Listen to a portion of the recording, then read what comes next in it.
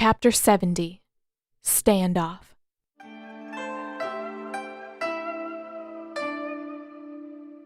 You must have been practicing today.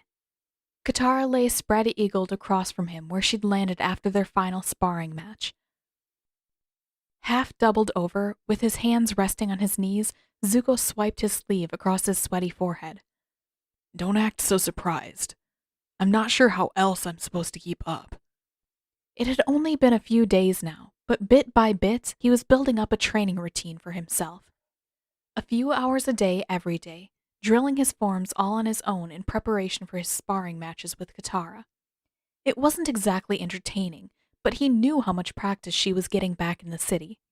If he didn't use his ample free time to practice, he was going to become a very poor sparring partner for her in very little time. Fortunately, they seemed to be moving at almost exactly the same pace now. It was sometimes maddening how well matched they'd become. Their old arrangement of 3 sparring matches was taking much longer than it used to. Thought so. Katara folded her arms back behind her head, making no effort to rise. With a slow sigh, Zuko straightened and trudged across to her. He sat less than an arm's length away. You know, I'm still not good at this. All the practice in the world won't make up for the fact that Uncle never taught me much more than the basics. He shot a look at her. What? I think you're lying to yourself. She rolled her head to the side just far enough to fix him with a piercing, thoughtful gaze. If you're not a good firebender, then how is it that you managed to beat an advanced waterbender twice just tonight? I know that I'm good at this, so... Zuko snorted. I can't tell if that's supposed to make me feel better or if you're just gloating. A grin flashed across her face. Why can't it be both? I've been here less than a month and I've already made it to advanced waterbending lessons. I think I'm allowed to gloat a little. Without making any attempt at sitting, she stretched out to pat his arm. And if Master Paku thinks that I'm an advanced waterbender now, then we're probably both better than he'd ever give us credit for. At least you're honest about the gloating, he said dryly, but it was difficult to keep himself from smiling along with her. Maybe in the past it would have been difficult or frustrating to watch her rapid progress. She had teachers who were willing to push her forward, while Zuko had only ever had tutors who had left him floundering at the palace, or Uncle, who'd done everything possible to hold him back for his own good. But he couldn't find even a shred of annoyance now. He'd seen how hard Katara was working. He'd been right there beside her, sparring and training and progressing through his own element while she did the same. He knew that she'd struggled and fought for every inch of progress, and he was proud of her for it. He was proud of both of them, and Zuko could hardly remember the last time he'd been proud of himself. I'm really happy for you, he added, quieter than before. Thanks. She smiled again, soft and warm enough that his insides felt a little funny. Then her brows furrowed and she grabbed onto his arm. You're also making me look lazy. What? You're sitting up. She gave him a small tug. Why are you sitting up? That's way too much work. He rolled his eyes but flopped back into the snow. There. Happy now? Yep. Now I'm not the only one lying around like a lazy little starfish.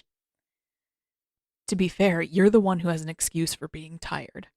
I've got nothing but free time. If I wanted, I could sleep half the day and no one would know the difference. Katara gave a small scoff. I don't think you're familiar enough with the concept of relaxation for that to work. That was mostly fair. Zuko had certainly slept in a few times since he'd arrived at the North Pole, but he wasn't exactly changing his old patterns. He slept in when he'd been up late. Unless, of course, he had something important to do or think about when he ought to have been asleep. Then he tended to forgo it altogether.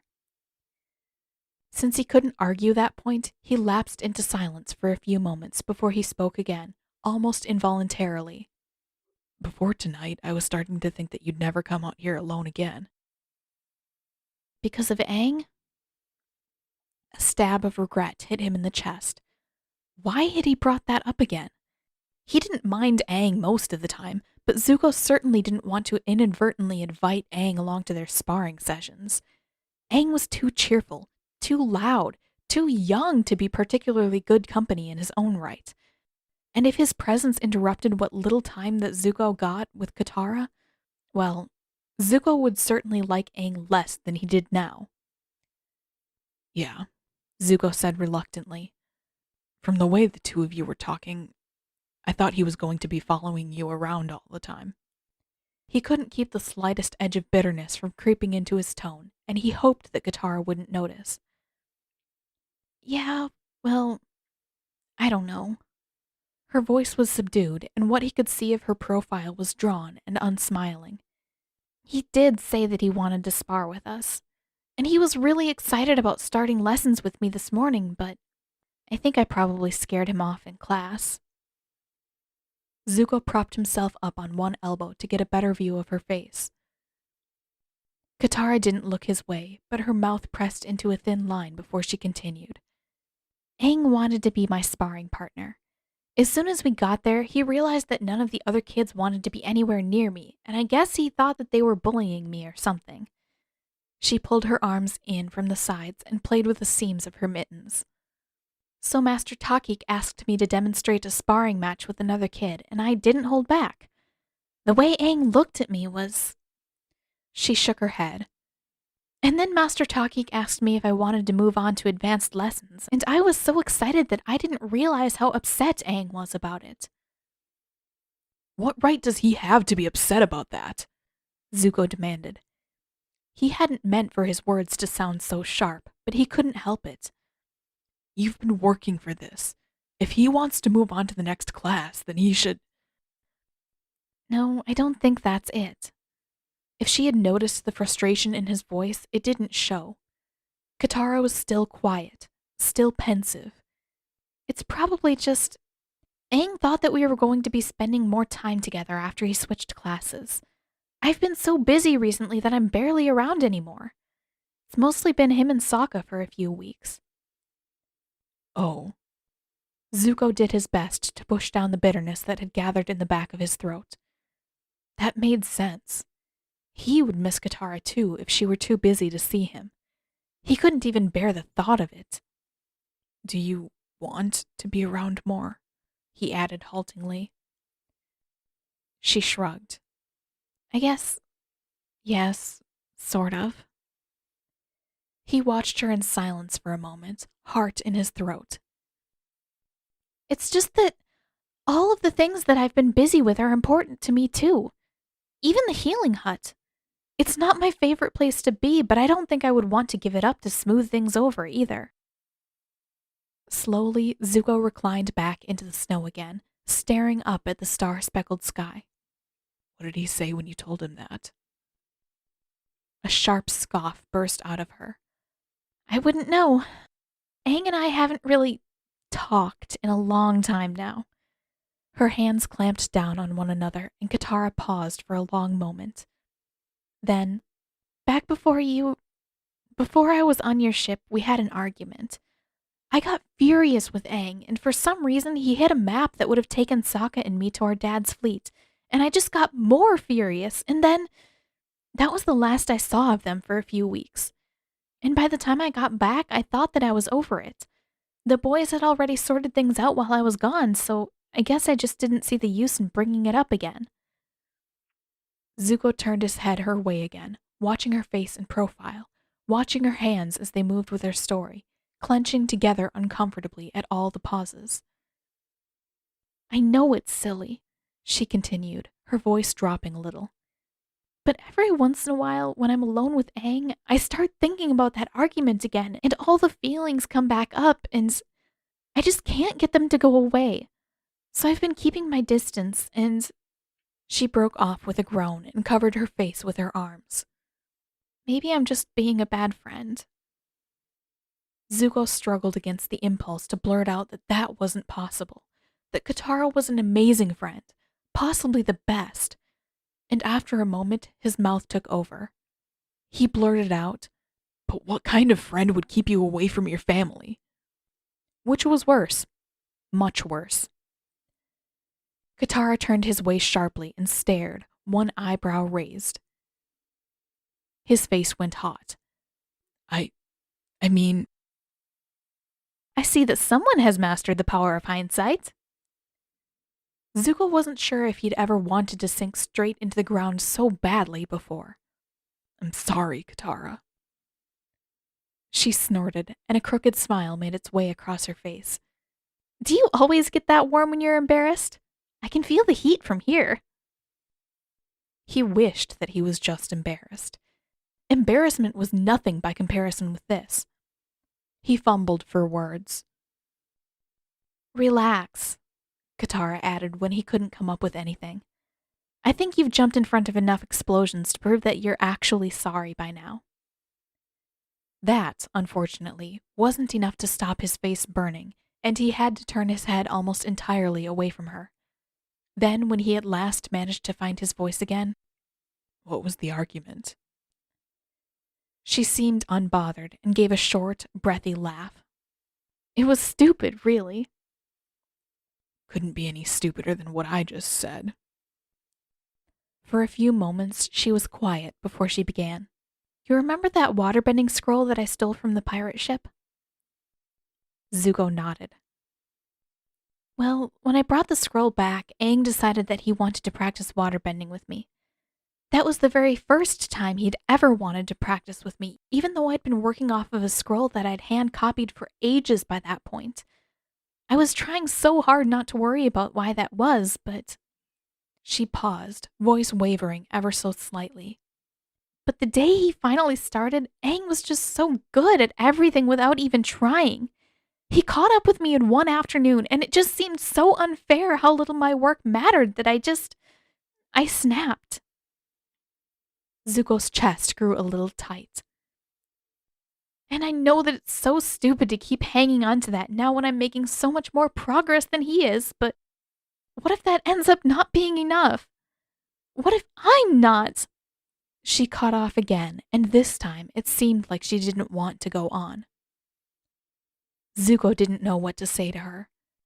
There were 1,000 things he could say, dozens that he wanted to say, but nothing felt quite right.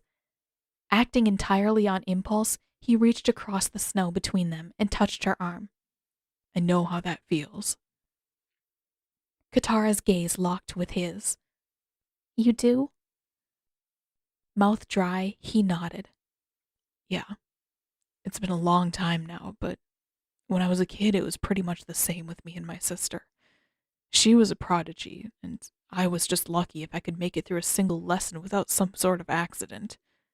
He stopped and swallowed down the sour feeling in the back of his throat. I guess. My point is that if I still can't make that feeling go away, then you shouldn't have to feel stupid for letting it bother you. You think so? Zuko nodded. Yeah. And if I know anything, it's that you're better at this, the feelings and things, than I've ever been. You'll figure it out before I do. She smiled. I appreciate the confidence. With a small sigh, she looked up at the sky again. Either way, I guess it's nice knowing that I haven't completely lost my mind. Not unless I'm more insane than I thought. Rising up on one elbow, Katara stuck her tongue out at him. Rude. I'm trying to make us both feel better, and you just... She broke off, brows furrowing. Did you hear that? Zuko frowned, straining to listen until an odd croaking sound cut through the air. His eyes widened, and he sat up straight. Katara straightened beside him. What is that? He shook his head, but called out doubtfully. Frog face? She looked at him like he'd sprouted a new head. What are you talking about? There was another odd noise, this one a bit closer to the sound of a creaking door, and Zuko pushed to his feet. Just follow me if you want to see. That isn't exactly a reassuring thing to hear, Katara said, but she scrambled up after him. It's some kind of bird. Zuko said in a hiss. The creepiest one I've ever seen. Summoning a small flame, he jogged toward the sound, scanning each and every snowbank while Katara followed several paces behind. And, sure enough, after a few minutes searching the slopes on the western side of the ridge, Zuko spotted a little ball of feathery fluff wading up toward the ridge. What a little creep, he grumbled. When Frogface turned back to squawk at him, though, Zuko ran up the slope and scooped the stupid little bird up in one hand. The last thing he needed was more of the obnoxious calls coming from just outside of camp. Holding Frogface out in front of him, he made his way back down to Katara. This is Frogface. I made the mistake of sharing my food one time, and this little creep wouldn't leave me alone after that. Katara's eyebrows shot up, but her expression softened when she got a closer view of Frogface. Aw, he's so cute. Believe me, the staring gets a lot less cute after the first few minutes. I was stuck with Frogface for 3 days straight. Katara stole a quick glance up at him before she started stroking Frogface's downy back. After 3 days, it sounds more like a choice. Zuko frowned. Every time I tried to leave Frogface behind, he tried jumping into the water. I didn't feel like watching a stupid bird drown, so I kind of had to live with it until I was a few miles inland. A smile flashed across her face. I think it's nice that you took care of him. She gave the bird a small pat on the head. And I think Frogface likes you. Zuko's face warmed. I think I'm beginning to regret calling him Frogface. Oh, that's nothing. You should hear some of the names that the rest of us come up with. If anything, this makes you fit in better. He made a face. That's terrifying. Thanks. Katara grinned. You're welcome. So, what are we going to do about Frogface? He paused a moment to think about that, then shook his head. I honestly don't have a clue.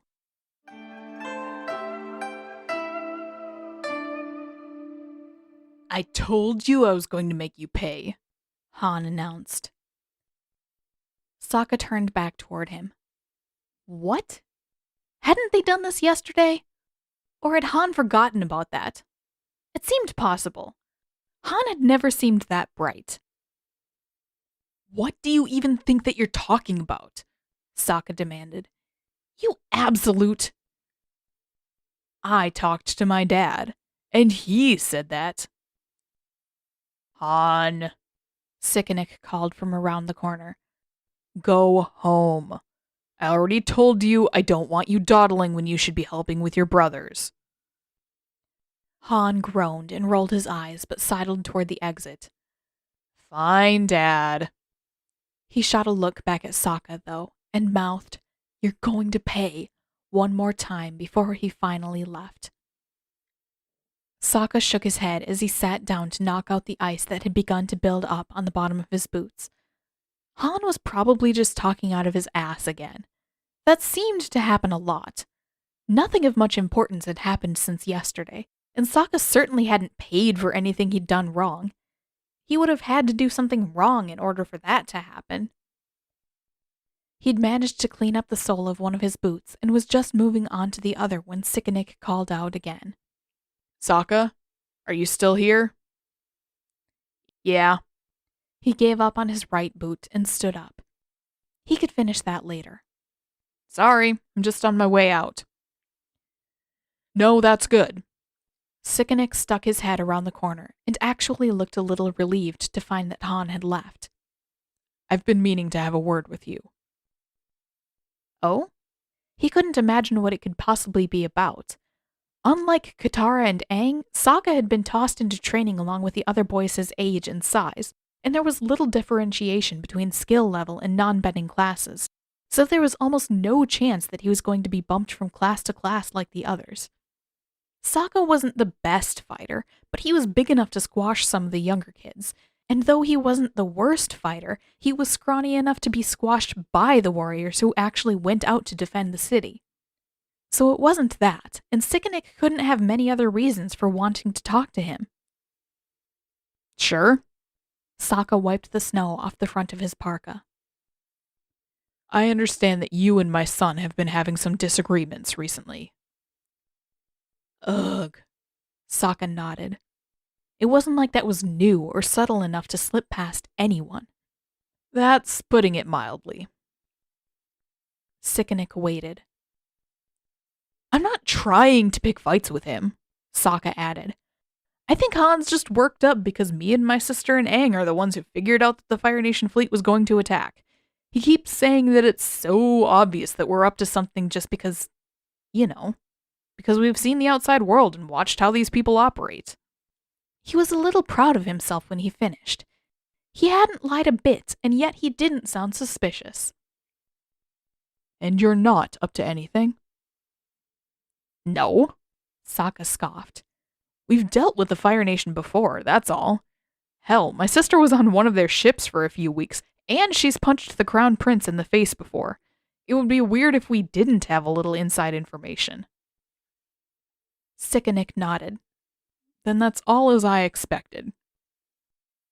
Cool. Sokka still didn't have the faintest idea of what Sikanik was getting at, but it was at least nice to know that his version of events was passably convincing. As I'm sure you've guessed by now, Sikanik resumed, we are busy making preparations to deal with the oncoming invasion force. While the waterbenders will be handling most of the combat, with our more experienced warriors acting as their backup, most of the boys your age will be stationed around the city to act as sentries when the ships arrive. Whenever that may be. 5 days to go, Sokka barely stopped himself from blurting. If he gave away more than he was supposed to know at the moment, that would be bad. Very bad. He managed to nod without giving anything else away. Sounds good to me. So do you have an idea of where I'll be stationed, or? Not exactly. Sikanik sighed. Sokka, you have been showing many signs of improvement recently. I appreciate the work that you've been doing, and I must admit that you are good with the rest of the class. You get along with them well, and it seems that they respect you. Uh-oh. There had to be a but coming. Sure enough, he went on. But our team of sentries needs to act as a single, cohesive unit, which means that I don't believe that it will be possible for you and Han to both be involved. There was a weighty pause. And since Han is more familiar with both the city and the other students, he will be leading this team. I'm sorry to say that there will not be a place for you to take part in that mission.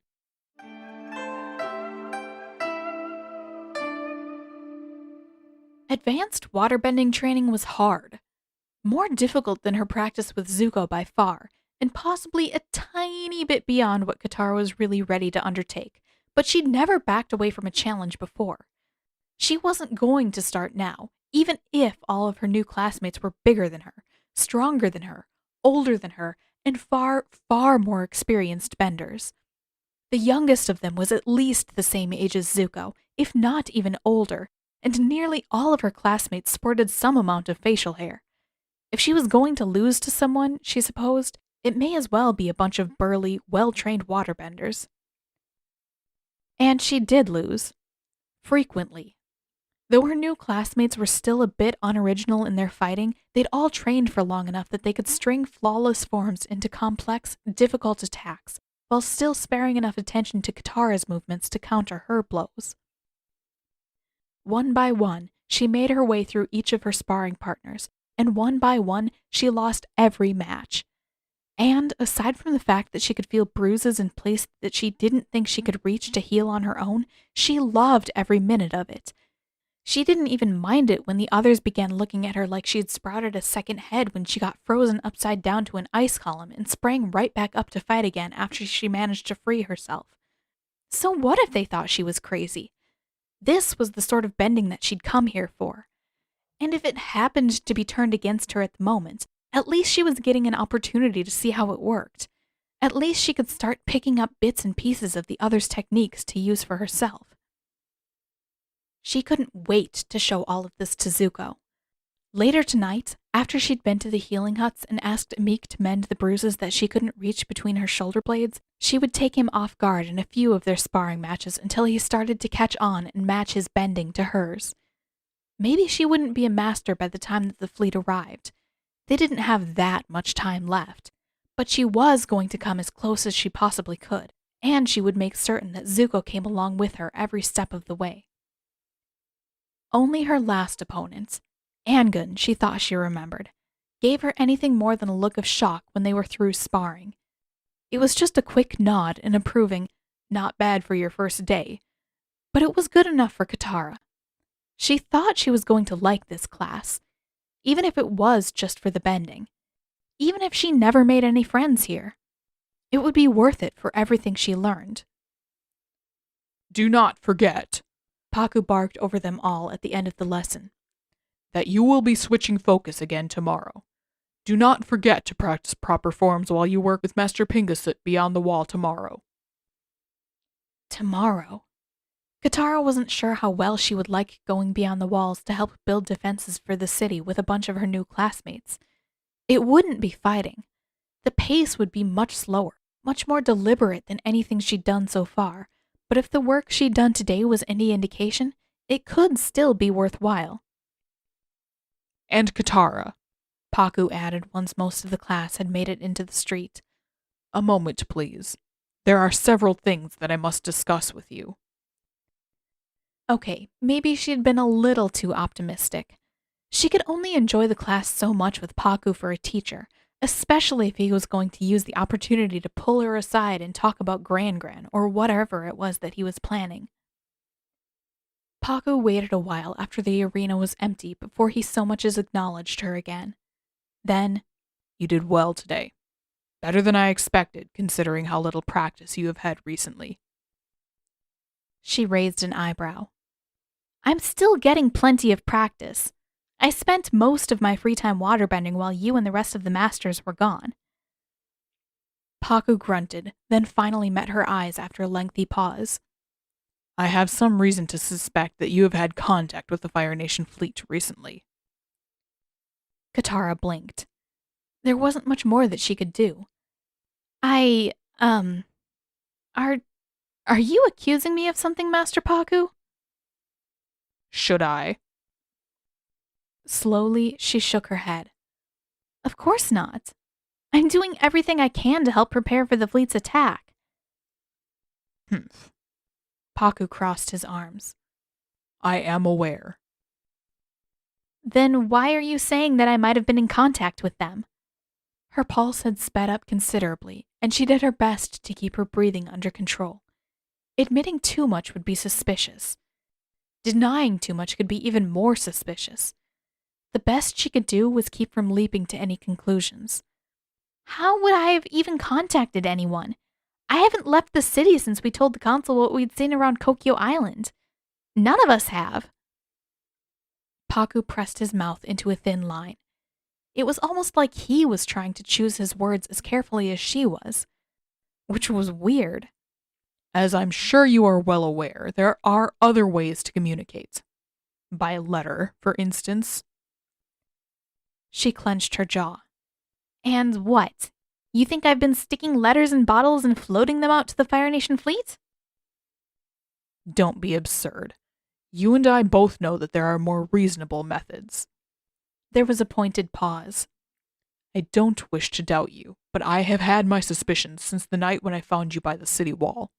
The same night when you had apparently just acquired a large amount of information about the fleet's approach. There is no way that you could have been so unconcerned with what you had just learned on that day, unless there were other factors involved." I was concerned, she retorted. Hasn't it ever occurred to you that that's why I couldn't sleep that night? I knew that bad things were coming. That's why I had to take a walk to clear my head. There wasn't much else I could do when Princess Yue didn't want all of us to speak to the chief right away. He scowled. "I saw the hawk that night." Katara squared her shoulders.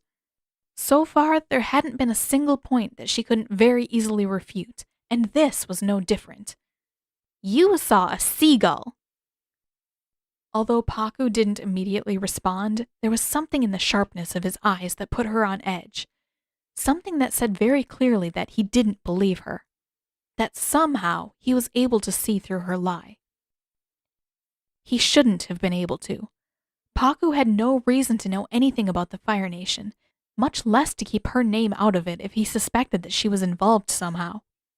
If he really believed that she was communicating with the fleet, then he ought to see it as a threat. He ought to be bringing her in front of the council rather than just pulling her aside after waterbending lessons. Unless Paku knew even more than she did. How do you even know about Fire Nation messenger hawks? She demanded. I've seen plenty of them on the way here from the South Pole, but you… Paku changed color, first reddening a bit, then going a little grayer than usual. I've always been interested in historical texts. I've amassed quite a library over the years, and there is no shortage of illustrations to be found there. He said it like there was nothing at all suspicious about his tone, and Katara planted her hands on her hips. There was something going on, and it was maddening that she could only press so hard without giving Zuko away. Even if I had my doubts about what I saw on that night, Paku said, pressing onward, I saw one of the hawks circling the city on the very day that I arrived back with the other masters. In the broad daylight, I could hardly have been mistaken. Her heart skipped a beat, and her mouth went dry. He'd seen that? Maybe she and Zuko would have been better off to have launched the messenger hawk from someplace farther inland, maybe even from the lake, if that meant that the hawk wouldn't have needed to circle the city until Zuko called to her. And? She ventured, holding her voice as steady as she could. Am I supposed to know something about that? I was in the healing huts when everyone got back. Paku hesitated. That, it seemed, was a bit of a problem for the version of the story that he'd concocted in his head. I have a reason to believe that there is a firebender loose in the area around the city. She was probably supposed to act like that frightened her. She was probably supposed to ask whether they were in danger from this supposed firebender. Instead, she set her jaw. Where did you get an idea like that? Now it was Paku's turn to clam up again. Interesting. If he was as certain about there being a firebender in the area as he clearly wanted her to believe, then he must have heard something somewhere. Katara just had to figure out where he'd gotten that from. Did you see this firebender who you think is wandering around the North Pole? She asked. As a matter of fact, yes. I caught a brief glimpse of him. Ha. That could hardly have worked out better if she had planned it. Katara jutted out her chin. So why aren't there guards out searching for this firebender? If you're telling the truth and you actually saw him, then… Paku narrowed his eyes. You are far too much like your grandmother, he muttered. So someone told you that there was a firebender nearby? She asked, ignoring that bit. It's obvious that you haven't seen anything, or you'd have the whole city out looking. Now, I'm not sure why you decided to accuse me of talking to the Fire Navy fleet. It almost sounds like you're the one doing that. Paku's scowl deepened, and he looked a bit constipated. We have gotten rather off track, I am afraid. There was a right track? The constipated look faded directly into annoyance. I intended to ask you whether there was any other information that you could share about the fleet. A pointed glare. Since it seems that you have such a remarkable grasp of their inner workings. Katara shook her head. She knew when the fleet would be arriving, nothing more, and the boys had agreed to pass that information along later in the day. There was nothing that she had to feel guilty for withholding, at least. Seems to me that you know even more than I do. Paku frowned, then gave a dismissive wave as he started toward the exit. I had hoped that we might have a more civilized conversation, but it seems that that isn't possible. No matter. I will see you again tomorrow for your lesson. Katara felt her eyebrows furrow. But I'm going with the others to help build up the defenses outside the city tomorrow. Oh. Paku stopped, turning back to face her. It seems that I may have neglected to mention that. No, you will not be venturing outside the walls. As you have only just begun your lessons, you will remain here in regular lessons where I can provide proper supervision. What? But I… And, Paku added with a slight gloating edge to his voice. When the fleet arrives, you will be assisting in the healing huts, not with the evacuation team. What? Her voice came out incredibly shrill. A small, satisfied nod. You are a guest here. As such, we intend to keep you out of harm's way along with all of your friends. You can't do that, Master Paku! I think you'll find that I can. He began to turn away. But it was growing a little harder to breathe, and she spoke almost without thinking. You can't keep me out of this, Master Paku! This is my fight! I'm the Avatar! Paku stopped and turned back her way. You're what? I know it sounds crazy, but I am! Aang died inside that glacier just before I was born, and somehow I revived him. I don't know how or why it happened, but now there's two of us. Paku still hadn't reacted, and desperation took hold. You don't believe me? Is that it? Watch me! She held a hand out in front of her, straining to remember the instructions that Zuko had given her when she'd nearly frozen in the lake. That warmth inside of you, that's where firebending comes from. If you concentrate on it and breathe deeply, it'll expand. She opened her eyes. There was no flame, but an unmistakable stream of sparks poured from her palm. Paku merely raised an eyebrow. I'm afraid that you misunderstand me. I did not ask for proof. But then you have to let me help. It's my destiny to restore balance, Paku interrupted.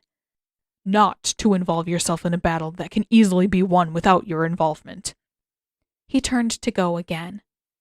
I have known for some time, Katara, and I consider it my duty to ensure that you survive long enough to become the Avatar that the world will need.